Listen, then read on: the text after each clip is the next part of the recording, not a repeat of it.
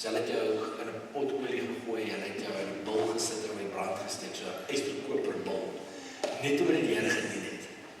Hulle het mense vir leeu's gevoer, vir cheetahs gevoer, hulle was mekaar veg tot die dood, die ouens was erg vervolg gewees. 'n Skerry tyd ouens. Partykeer dan sit ek en ek lees die geskiedenis, ek is verskriklik geïnteresseerd in geskiedenis. En lees ek al deur en dan wonder ek myself, hoe kon mense so intens wreed gewees het? En ek dink myself, mense het dit vandag nog steeds baie wreed. Maar ek dink ons doen dit op ander maniere. Gekry? Okay. Anyway. So, kom ons gaan gou die Openbaring. So Openbaring wil ek vir julle sê, is 'n boek wat ons moet interpreteer. Okay? Dis basically wat ek vir jou sê.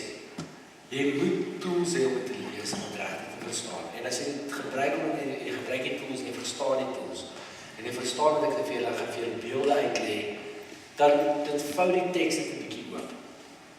Openbaring dink ons baie keer is 'n doemboek, like doom. Like doom is imminent. Your death is imminent. Dis wat jy lees, baie keer van ons lees in Openbaring. Dis 'n boek wat jou vrek bang maak.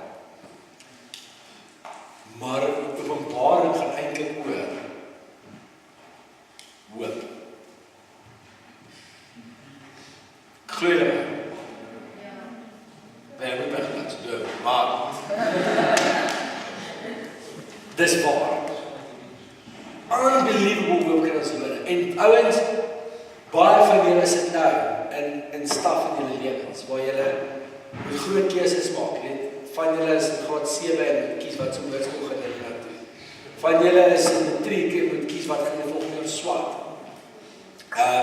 Van julle moet keuses, julle moet groot keuses maak en julle onsekerheid maak ons baie keer bang. En Openbaring is juist die boek. En dan van ouens is ons lewe in Suid-Afrika in 2016 ouens. Hier is dit so bad, ouens gaan ontvoer 'n ma wat haar kind oplaai by die kleuterskool. Hoe sê is dit?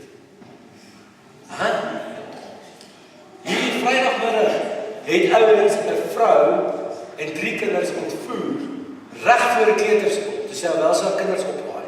Haar in die boot gegooi, weggejaag, ongeluk gemaak en die ouens is hektiek seer gekry. Maar is tegen is gebreek en alles gestaan. Wat wil hulle bereik? Het hulle reg gedink, niemand het hulle sien nie. Veel mense staan en wag vir hulle kinders na skool. Dis net breed.